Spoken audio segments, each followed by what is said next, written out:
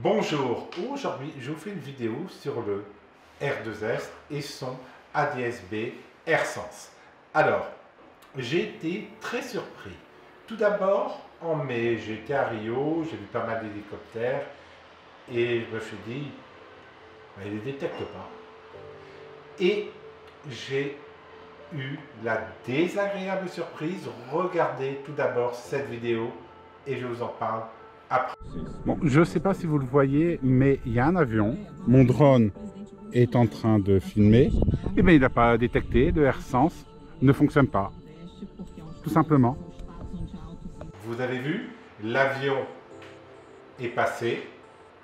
Il était à 150 mètres au-dessus de moi et mon drone était à 80 mètres. Eh bien, mon AirSense ne l'a pas détecté.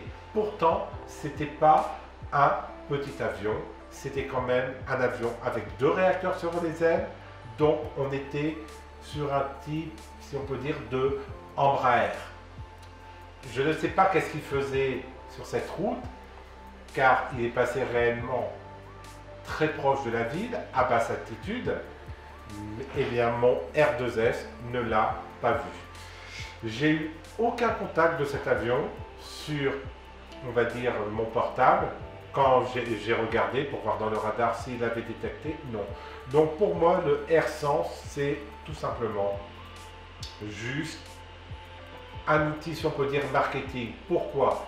Car si l'avion qui arrive ne l'a pas activé, par exemple un avion de chasse, un avion militaire, un avion qui transporte une personnalité, vous ne le verrez pas. Tout simplement, car c'est un échange entre 2 avions, mais si l'avion, si on peut dire, ne met pas son petit casque, par exemple, l'autre ne le verra pas.